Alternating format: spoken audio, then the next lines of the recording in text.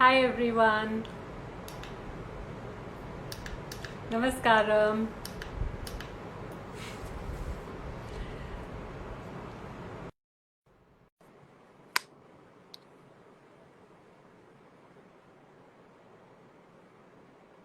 Namaskaram. Namaskaram, Namaskaram. Kanika. Abhaya, so good to see you. Namaskaram. Very nice to see you. How are you?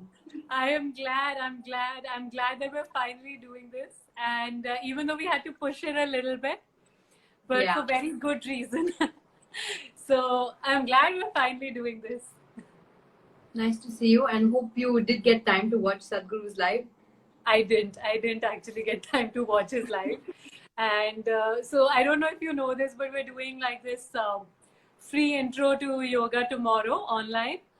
So we have two batches, morning and evening, and we're sort of, there's so much going on behind the scenes with like Yes. managing registrations and sending them guidelines and details. So I've actually been caught up with that. Hopefully I'll get, I think tomorrow after the morning session, I'll get time to like go through Sadhguru's live. Definitely. We should tell others who are joining in again later as well about it so that Yeah. if they haven't registered yet, they should register for the intro tomorrow morning. For sure. We actually have very few spots left, which is great because, yeah, okay, enough of that. Okay, namaskaram everyone, and thank you for joining us today. So, before we begin, I want to introduce Abhaya here. And I don't know if you went through my stories. I did list out, the many wonderful things that she's doing, but I'll quickly go over it now as well. So, of course, Abhaya is an Isha Hatha Yoga teacher. But other than that, she's doing multiple other things. So she's like juggling many balls in the air and doing wonderfully at all of that.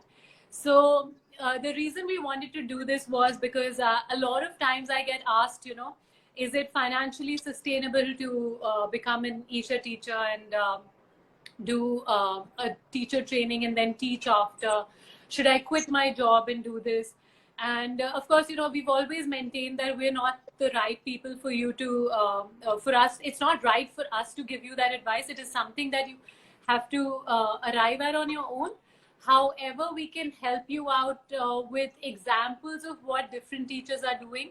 There is no fixed format to this as such. And one of the best examples of managing different things is what Abhaya is doing with Yoga Netri and her different sort of avenues as well. So, which is why I thought that, this is the best opportunity for us to talk about how to go about this and learn from someone who's been doing it so well. So not only is she an Isha Hatha Yoga teacher, she's also a very, very accomplished photojournalist who's worked with the likes of the international agency Reuters, very well established and respected. She's working. She's also a professor at Symbiosis. On top of that, she's also a consultant, a brand consultant, and of course, she's the founder of Yoga Netri. So that is some sort of portfolio you're carrying there, Abhaya. Like, it's amazing. I must say that it's wonderful to see someone manage so many things. Thank you, Kanika. Firstly, that is a very, very lovely introduction for me. Thank you so much. You made it sound much more exciting than it is. Maybe it is as exciting, but that introduction definitely does justice to it. Thank you for that. I think even for me, it's been quite interesting because a lot of people who are interested in yoga, their first questions are about, so is this full time or how do you make it work? Or is this your career or have you quit your real life? Or, so Yeah. everybody has questions around, okay, fantastic that you took this leap and jump and you decided to do a yoga course, but not now what about your actual life? Like, how do you make ends meet? Yeah. And that's a question that comes up very, very often.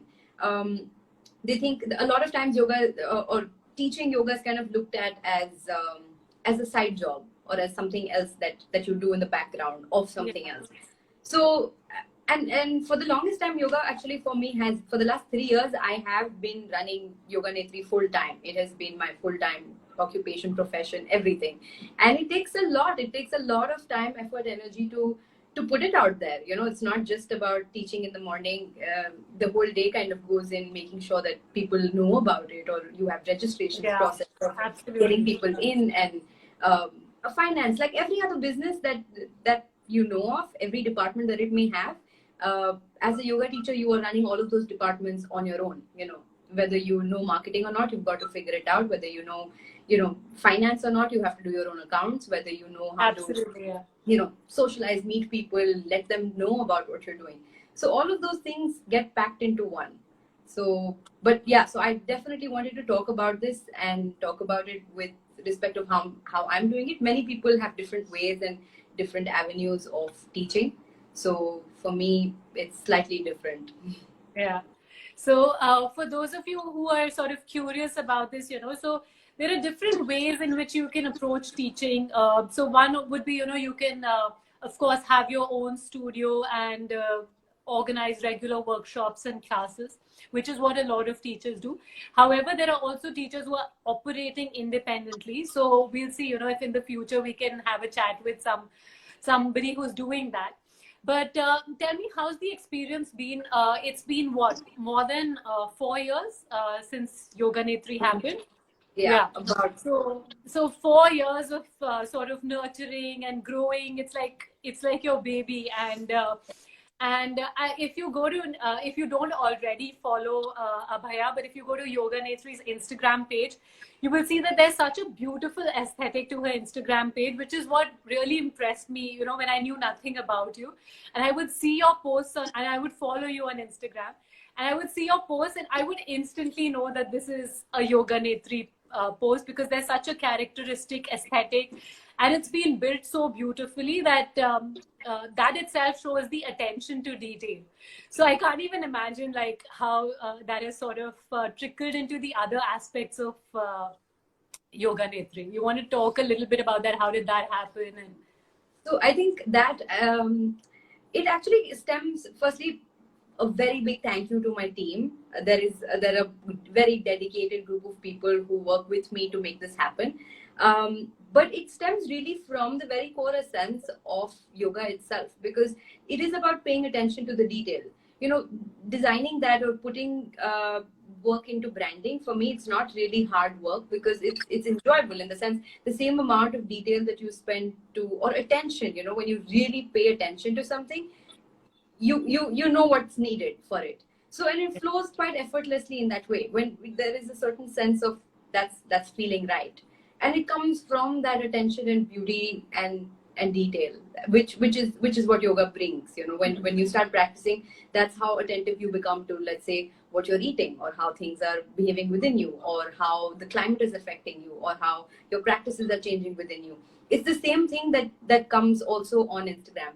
Like, I remember when we were at the beginning trying to figure out what kind of a voice would we like to have online. I remember my brief to myself about creating the page was, when somebody sees this page, they should be able to experience yoga visually. What could that feel like when you were in practice? How could that feel within? When they look at the post, that's what it should say. And keeping that as the guideline, we designed everything else around it. Does it feel like soothing and easy to the eye? Does it feel inviting? Does it feel like it's there's something beyond? So, and keeping that, we kind of moved ahead with it. We also picked like 3 colors, which were for mental, physical, and spiritual. We identified 3 sets of practices, because we also understood how people came in. They came in with very different needs. Somebody came in with, say, I have back issues, or I have mobility issues, or I have physical related problems. There were people who came in with I'm not able to handle stress, or I have depression, or I'm having anxiety attacks, and the approach is very different for them. And there are also people who come in just as seekers, seeking to go beyond, go into deeper states of meditation. And having identified that, I realized that not everybody who comes to learn yoga is the same, and they need to be given and offered those channels to find themselves in that journey.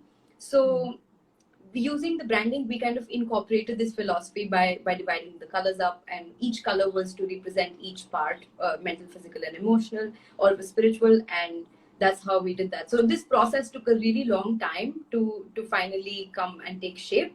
but I think it finally has done that, and it's working now. That it's already out on the page, and it's working now.